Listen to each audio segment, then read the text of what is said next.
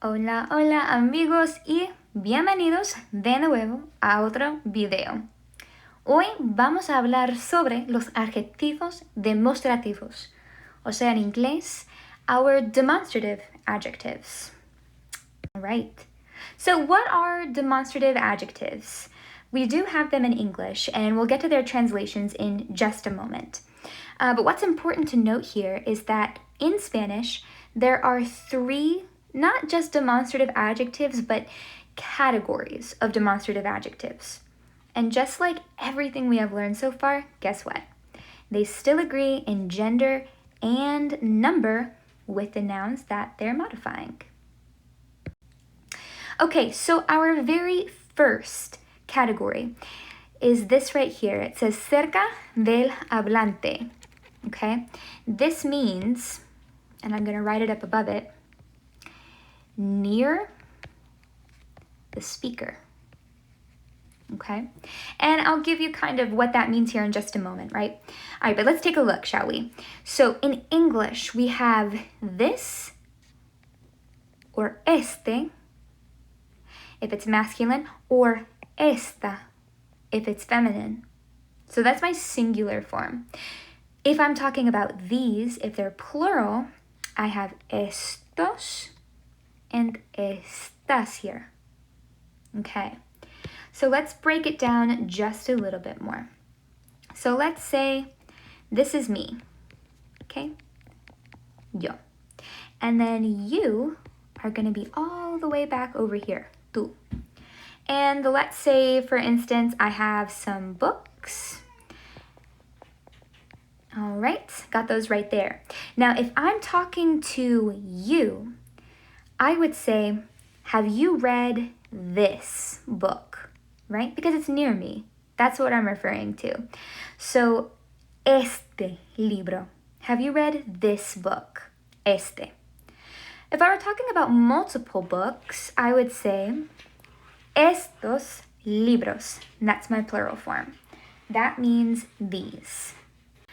Also, if you heard that scratching and a meow in the background, that was my cat being indecisive. Trying to get in and then trying to get out. So, moving on. Okay, so that is an example between this and these. Okay, same thing for a feminine one. Maybe I was talking about, this doll, for instance.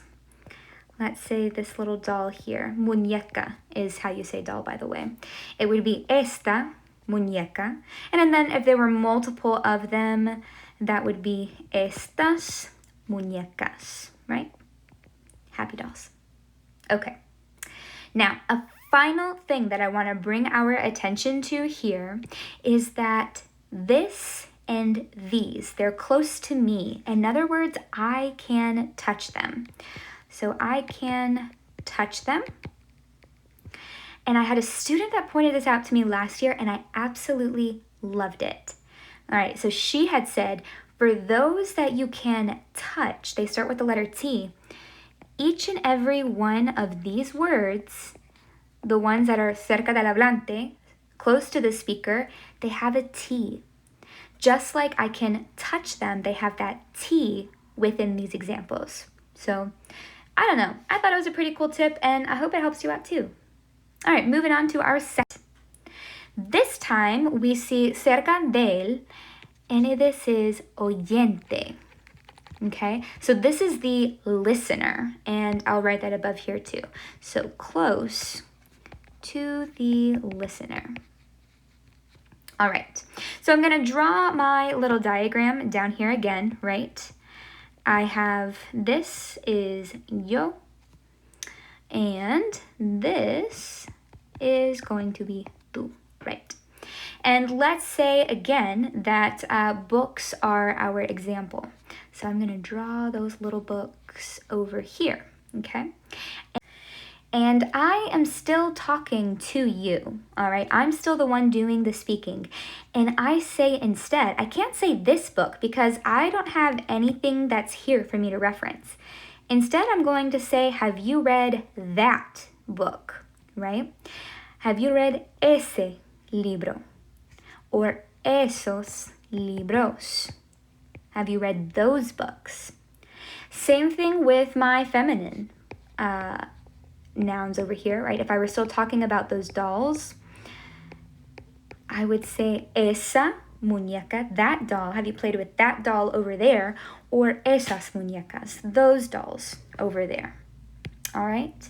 So again here, we have that, my masculine singular, ese, my feminine form, esa.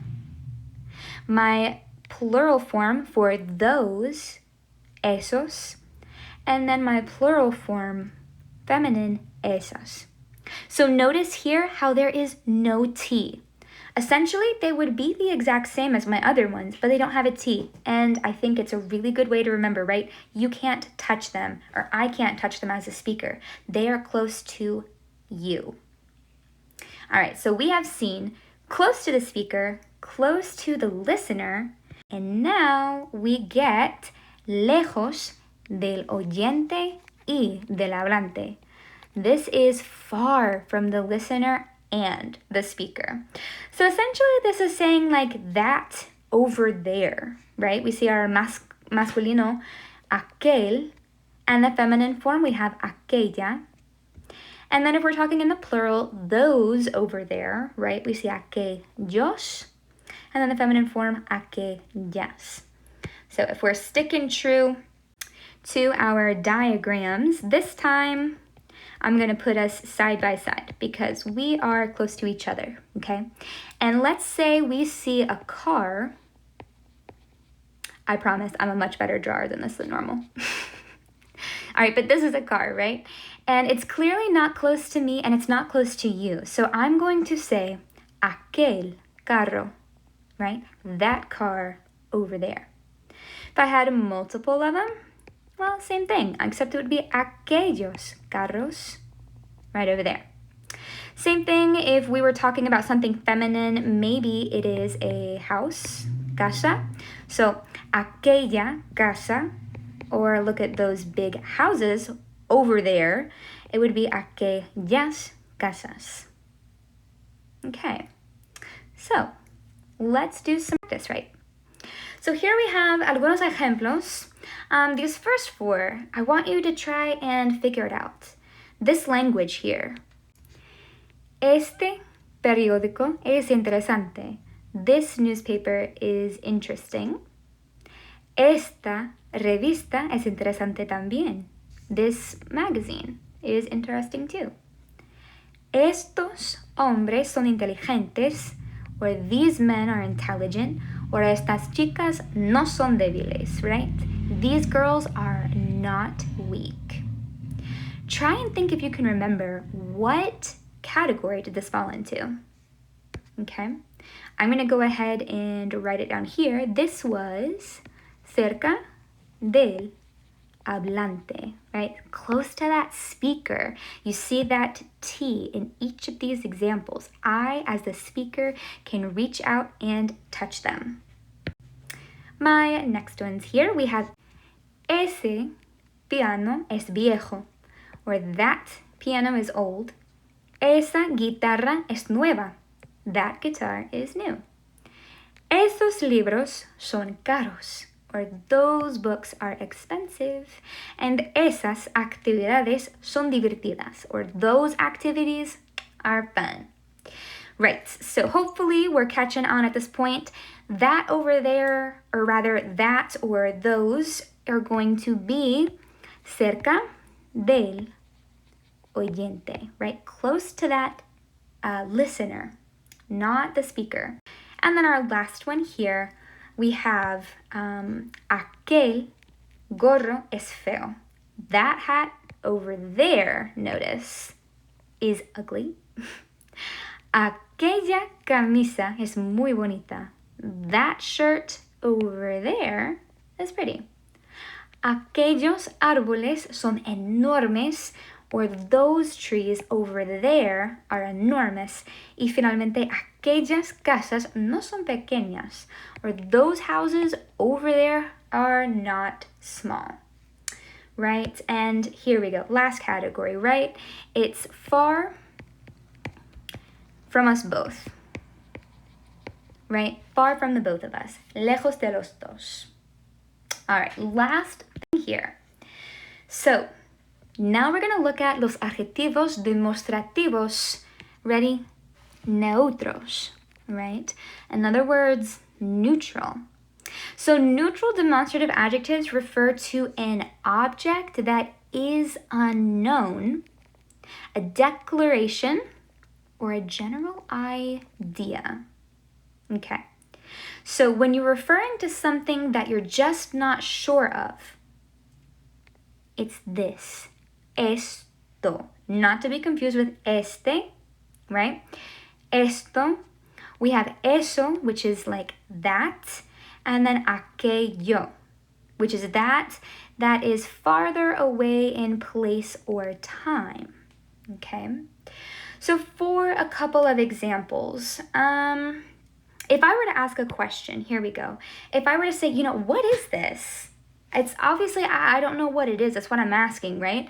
I can't apply a gender to it because I'm just not sure. So my question would look like, ¿Qué es esto? What is this? If I wanted to say, what is that? I could change it to ¿Qué es eso? Right? What is that? Let's see here. Same thing. I say it a lot. I say eso es, right? Eso es. Literally translate to that's it. Okay, that's a declaration. Eso es. You got it. That's it. And then if I were to say like one day farther away en aquello día. Right? And that day, this is going to happen. That's what's going to change. All right. So I think that's everything. I'm just going to add just a really quick note. Obviously, this is going to be close to speaker. Still stays the same, right? That is going to be right close to listener. And then this is far from both. Right? We don't have a gender for either or any of these because, again, they're unknown or they're just general. So we've only got that one gender to work with, that masculine form that we always default to. All right, amigos, ya es todo. I hope that you guys were able to follow along. Super easy notes today. If you have questions, you know where I am. Just let me know. Be happy to help. Adios, amigos.